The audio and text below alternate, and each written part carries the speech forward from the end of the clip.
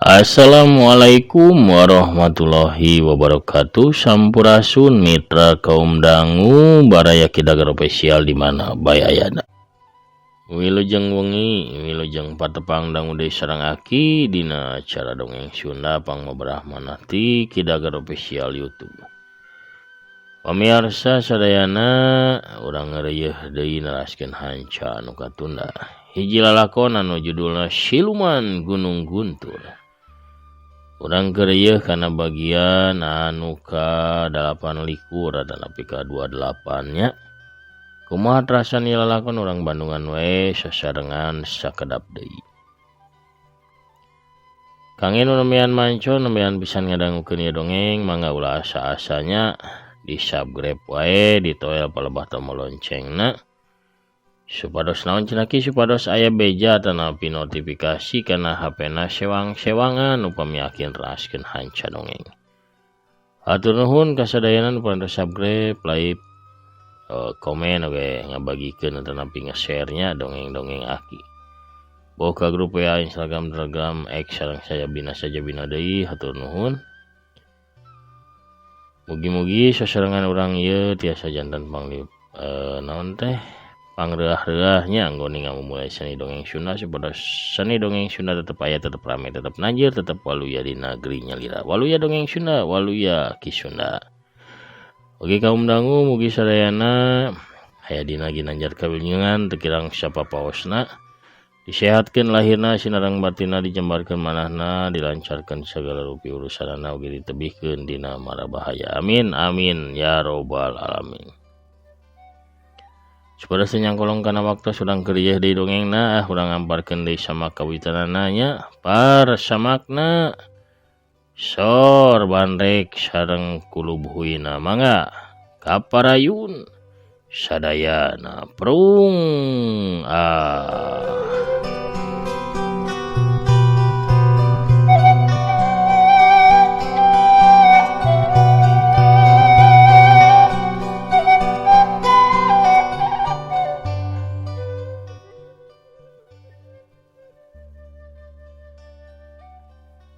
Pak RT geuning jurig hulu teh ieu kalah tambah ganas bae.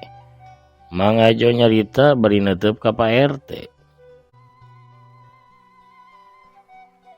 Urang laporan we ka bahkan tamang, urang bebeja jeung sekalian minta bantuan deui walon Pak RT.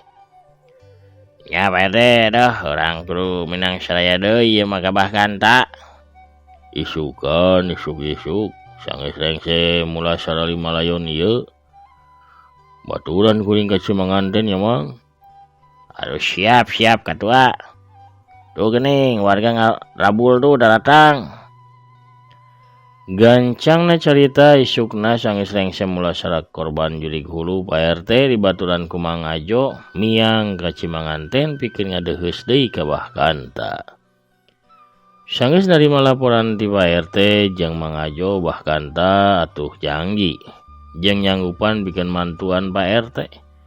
Malah bahkanta nyarita yen manehna gerek langsung turun datang ka Citis.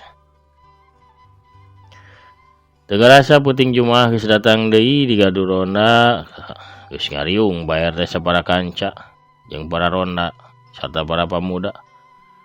Bahkan tah Hendi jeung Sodoy ge geus aya di gaduh ronda. Wah kumaha getak urang ayeuna. Naon anu kedah dipidamel dan anu dipilampah ku abdi sareng para ronda. Pak RT sareng sadaya ronda mah jaga di gaduh ronda bae jeung kuringkeun. Barudak anu bakal ngaroris lembur mah walon bahkan tah. Nih, dai, geura ka itu nguriling. Semohon bah. Kang Oroy, siap Kang Oroy. Siap Akang mah, iraha wae ge. Semohon atuh bah, terangkung abah upami kitu mah. Ieu teh tos bade tengah wengi Pak RT abdi sareng Kang Oroy mah bade nguriling heula cek Hendi ka Pak RT. Mohon jang sing hati-hatinya Sang istamitan mah heni jeung Syodoy teh lumampah. Nu dituju teh sisi lembur belah kaler sabab cek Pak RT jeung Mang Ajo jurig hulu teh geus biasana sok datang nanti arah kaler. Anjing babaung ge sok dimimitian teh ti arah kalereun lembur. Serok duanana teh tepi ka sisi lembur belah kaler sidi katempo imah sigrongna Nyi Sukesi ngajengleng mencil sorangan jauh ti tatangga. Kumaha ya Jang? Tanya si Odoy. Urang pariksa imahna Nyi Sukesi Kang, kuring hariwang bisi manehna diarah-arah ku jurig hulu. Iya mah. Kainya weh. Justru Nyi Sukesi apana nu dicurigaan ku warga lembur teh Jang. Ada kuring mah teu percaya Kang lamun Nyi Sukesi nu jadi jurig huluna. Ya Sujang. Ulah sok ke kitu ai taeun teh. Ulah kaperempenan kukanya atawa rasa bogoh yeuh. Tugas orang teh pan nyelidik Jang bari kudu newak jurig huluna. Jadi orang kudu hati-hati jeung waspada permana tinggal cek Abah ge. Tuluy cek Akang urang kudu kumaha? Urang nyamuni, urang nyumput di nubuni. Bari nalingakeun imahna Nyi Sukesi. Lamun engke aya jurig hulu datang atau asup ka jero imahna Nyi Sukesi pan urang bisa nyaho, bisa apal. Andi ngahulang sakedeung tapi tuluy ungguknya tujuan. Hantukna Hendi jeung Syodoy nyalingker ka satukangan hiji tanggal gede anu rada buni ku rurungkunan. Didinya duanana caringogo bari ngawaskeun ka imahna Nyi Sukesi. Aduh, warengitan ning Jang. Mana udah deh, si atuh dibagi biasa yo, teu kuat. Iya tukang. Ini ngusiwa kana saku bajuna ngasongkeun udud. Si Odoy. Buanana arudud. Pikeun ngusir. Reungit anu puguh napuk ngariung nuduaan. Sabora jongjonan mah heueuh kajadian naon. Tapi sawaktu wanci nincakana tengah peuting ngadadak kadenge anjing mabaung, mani melewung, koreak tuluy kadenge ngelak di suhunan imahna Nyi Sukesi. Nuduan curing hak Syodoy Noel ka Hendi, Jang. Siana rek datang ke demi Jang.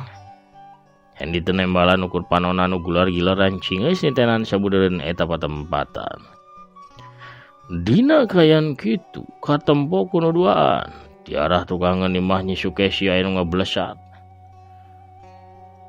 Hiji sirah anu kahandapna reumay ku jeroan sabang sing paru jajantung jeung peujit. Jurig hulu jelas mumbul kaluhur ngalayang sakedeung di luhureun imah Nyi Sukesi tuluy ngablesat gancang nuju ka tengah lemur. Hei Jang, orang pariksa imah Nyi Sukesi Jang. Jelas ada jurig teh kaluarna geuning ti tukangan imah Nyi Sukesi. Si Odoy gancang kaluar ti tempatnya mulina dituturkeun ku Hendi.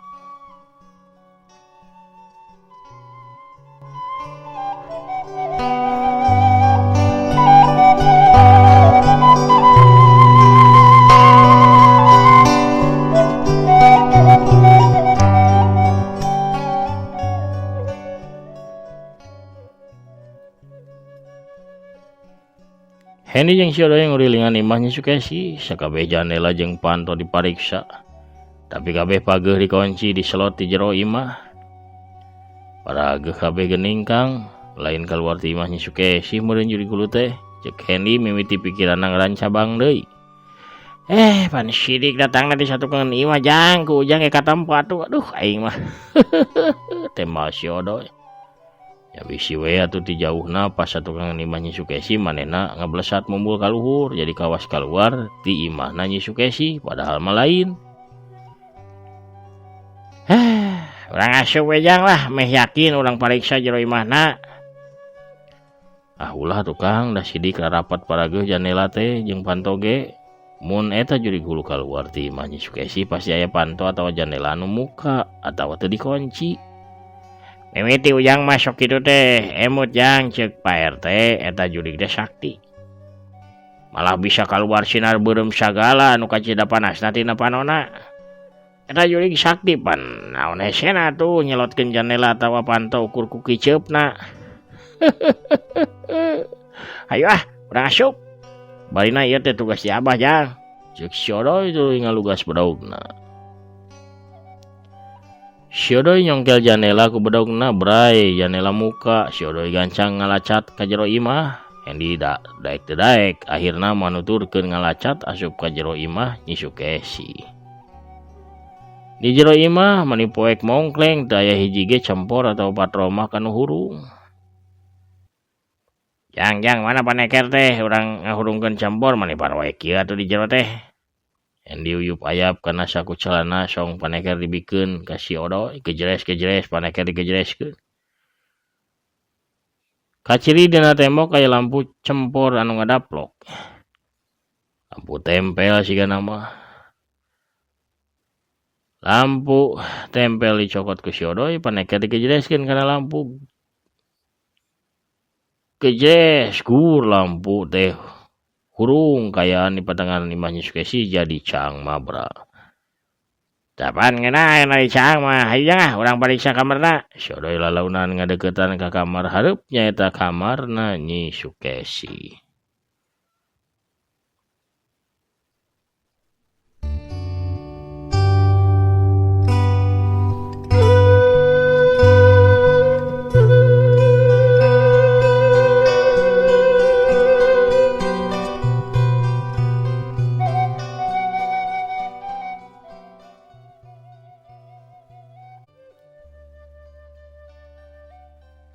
Gagang pando dicekal ku si Odoy tuluy pando disurungkeun lalaunan reket pando teh muka lalaunan si oreng mah pando kamar teh henteu dikunci. Bari jeung hate deg-degan wisi bae Nyi Sukesi aya di jero kamar si Odoy jeung Hendi asup lalaunan ka jero kamar. Sirikna beri jengke da bisi nimbulkeun sora. Bisi ngagareuwahkeun kanu boga imah. Tapi sanggeus asup ka kamar geuning kamar teh kosong, risbang ditilaman ku kain bodas bersih rapih kawas candi sarean. Geuning kosong kamarna ge jang, pariksa jang bisa aya di jero lomari atau di kolong risbang. Ceuk si Odoy beri tengah-tengo ka handap risbang, bisi bae Nyi Sukesi nyumput di kolong risbang. Hendi mah muka lomari gede. Lomari 3 panto.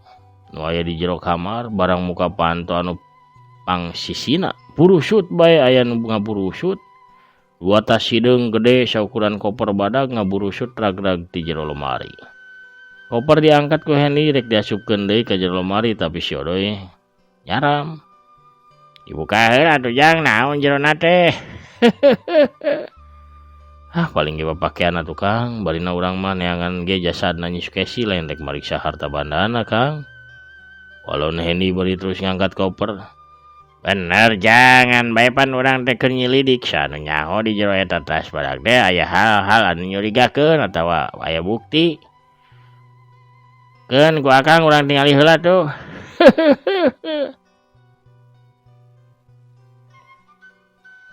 Si Odoy merenahkeun tas dina ubin karasa tas teh berat kacida. Tas dibuka jerona dikeluarkeun ku si Odoy.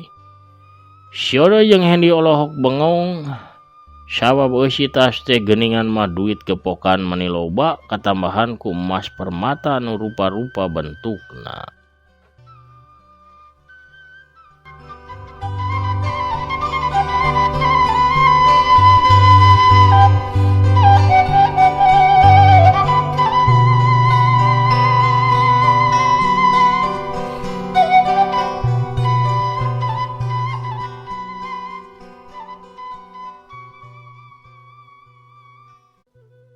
Pamirsa sadayana ulah hilap ya dongeng tadi alpukanku afiliasi di Shopee sareng Lazada. Kanca wargi kidagara spesial di mana bae ayana anu resep balanja online nya di Shopee atau nepi Lazada. Mangga balanjana tiasa ngelangkungan produk-produk nu dipajang di dongeng aki. Kantun klik we salah sawes produkna boh novel Sunda atau nepi iket atau nepi pangsi atau nepi naon wae nu aya. Oke, saat parantesna diklik mah pemirsa bakal lebet ke aplikasi Shopee na atau nepi Lazadana kantun milih we daya seratana nanya Shopee atau nepi Lazada. Saparantos lebet mah pamirsa bebas bade gulah galih naon bae oge mangga balanja sapuasna sawaregna teu langkung pamirsa bade ngagalih naon bae oge nya. Produk-produk anu dipajang mah eta mung cukang lantaran adana piling kangge meuntas ka aplikasi. Hatur nuhun anu parantos ngarsakeun balanja nya oge anu ngarojong kana padaran dongeng Aki. Balanja di Shopee atau napi di lajada ngalangkuan produk nu aya di dongeng Aki sami sareng ngabantos kana kamajengan ieu channel. Hatur nuhun urang keur yeuh deui dongengna prung.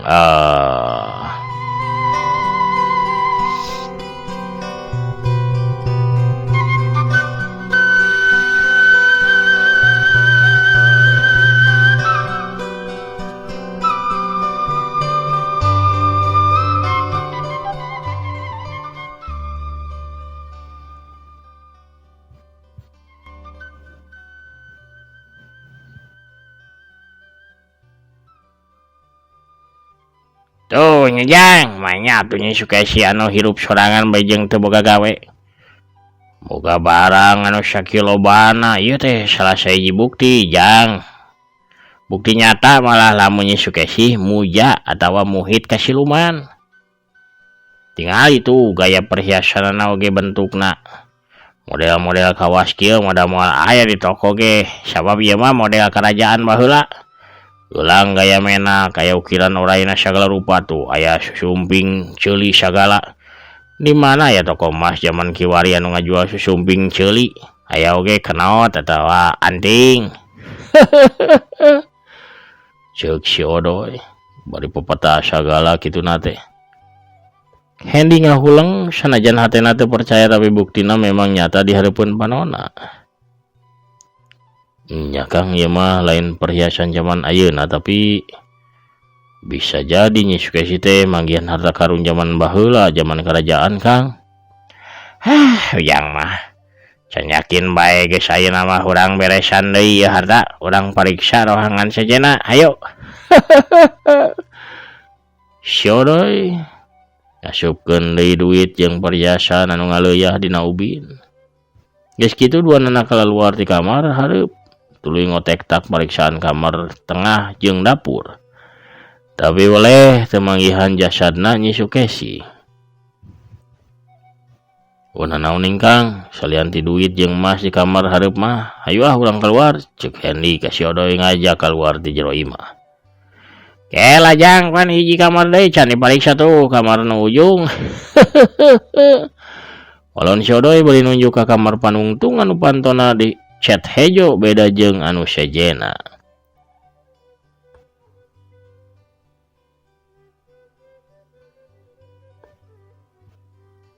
Tadi ge pan dikutrak-kotek pantona sidik dikunci ti jero Kang. Hartina Nyi Sukesi keur sare di jero kamar, ke kalah ngaganggu ah. Hayu keluar Kang. Penasaran Kang mah ke urang cokel pantona jang kagok asong lah. Hendi rek ngahulag tapi si Odoy kaburu mesat badaugna tuluy nyokel panto kamar tungtung. Kereket blak panto muka sakaligus si Odoy asup bari mawa cempor. Jang ganjang kadieu jang. Si Odoy gugorowokan di jero kamar. Hendi atuh buru nyampeurkeun. Naon Kang? Si Odoy teu ngajawab ukur curugna meuli bentik nunjuk ke arah risbang. Hendi mali ke arah risbang bre hiji pemandangan anu matakna hudangkeun bulu punu katempo ku Hendi. Di tengah ranjang awak hiji awewe bulu cun teu make baju keur sila we bari dua leungeunna sidakep. Tapi nu matakeung eta awak eueuh sirahan. Waruga teh ngan ukur tina suku semat kana beuheung. Di pojok kamar sasajen ngabarak kumplit parupuyan masih hurung seungit menyan ngahiliwir katebak angin tina sela-sela jendela. Si Odoy silih pelong jeung Hendi. Jang, bukti geus nyata ayeuna mah tuh. Warugana Nyi Sukesi eueuh sirahan. Pasti jurig hulu anu tadi teh sirahna Nyi Sukesi. Sok geratan ceban sunuk awi koneng teh jang beuheungna jang kitu. Buru bisi kaburu datang jurig huluna. Ceuk si Odoy ini tak Hendi sangkan buru-buru nancepkeun tusuk sate awi koneng ka beuheung warugana Nyi Sukesi.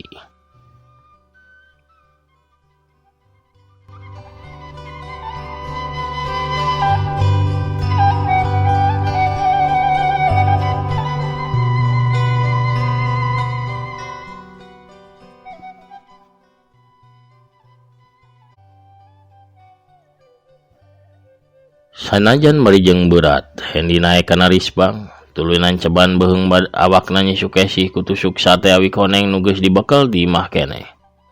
Hampura akang Nyai, akang ngalakukeun ieu teh kusabab nyaha anjeun. Coba muni antep anjeun bakal terus nyieun dosa gede. Maehan jalma-jalma anu teu tuah teu dosa. Hampura akang Nyai. Kitu geurentesna hate Hendi. Teu karasa juru panonna baseuh kasurungku ngagalura sagala rasa. Geus Kang, kumaha urang ayeuna? Urang galuar we nyomput deui bari tungguan naon anu bakal kajadian. Cek Syodoy terus keluar di jero kamar. Hendi teu nyarita deui manehna ge nuturkeun Syodoy keluar di jero kamar. Ayeuna urang kocapkeun di pos ronda atawa di gardu ronda. Disaprak kadenge anjing babaung di belah kaler lemur. Sakabeh nu aya di gardu ronda langsung siap-siap. Para pemuda nyerekel bambu runcing Mang Ajo jeung Pak RT ngakilirkeun perah bedogna. Kumaha wah urang teang gitu ada nabi kumaha ye? Pak RT tumanya kabah kanta anu masih sila taya riuk-riuk sieun atawa kumaha. Bahkan kanta masih tetap tenang kawas taya naon-naon. Sakudu dia udag-udag Pak RT, keun we, da manehna ge bakal nuju ka dieu, kedeung deui ge datang. Jawab kanta terus nguniang hudang keluar ti gardu ronda.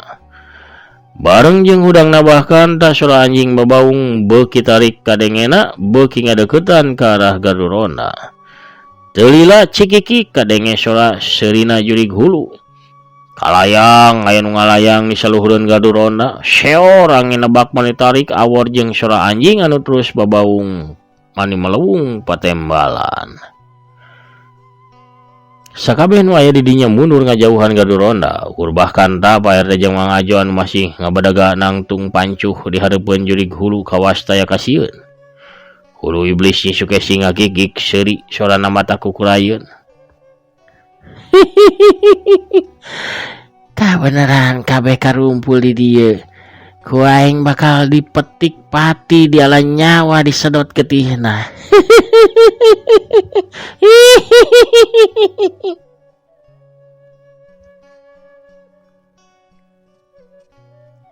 Hung masih haya waktu. Mending ge anjeun teh tobat. Ulah ngumbar nafsu jadi raja pati dia lembur. Geura balik pikir, balik deui ka jalan anu diridoan ku Gusti. Ulah tapi kakalangsu kaleuwihi. Sasab jauh teuing, bisi teu bisa mulang. Cek bahkan tak ngelingan ka Nyi Sukesi. Tapi anu dialingan da puguh geus karasuk ku sifat siluman, lainna mikir kalakah nyentak ka Bahkanta. Nyaon-naon maneh dukun aki-aki. Aing hirup taya nu ngajenan. Anjeun sarua bae jeung aing. Sabab teu inget ka jalma leutik, teu daek mantuan ka jalma anu sangsara. Teu ngajenan ka jalma nu susah. Jadi pantes namun seku aing dipaehan.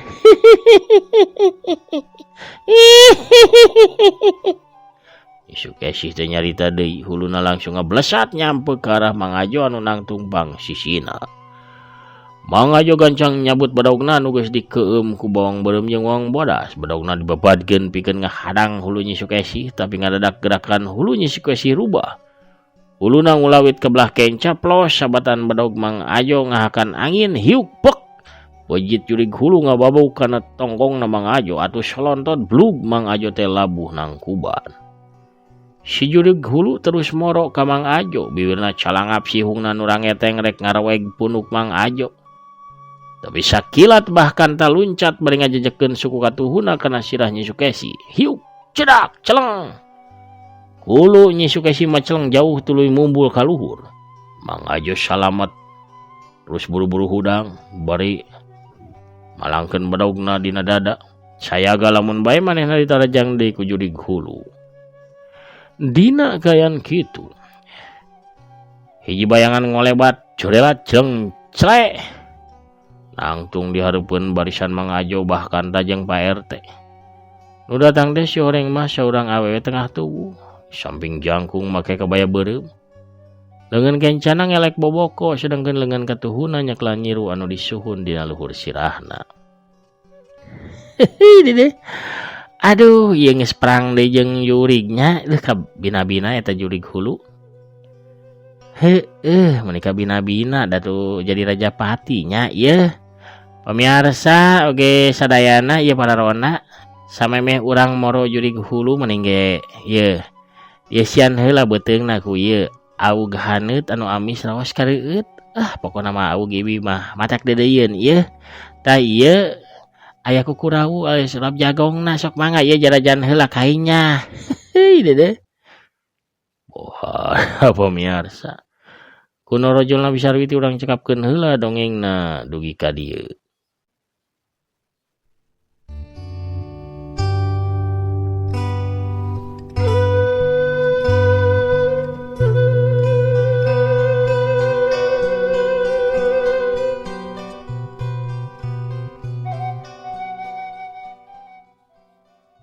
Pamirsa sadayana kumaha terasani lelakon urang Bandungan wae engke di bagian salajengna nya.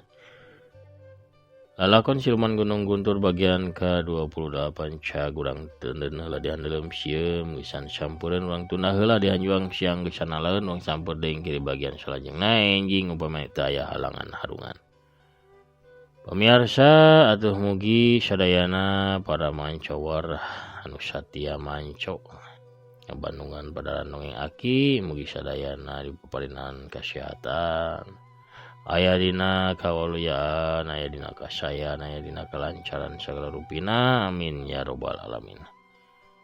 Panginten sakitu heula nu kapihatur, akina amit mungkur heula pamirsa. Assalamualaikum warahmatullahi wabarakatuh. Permios cagah hancur.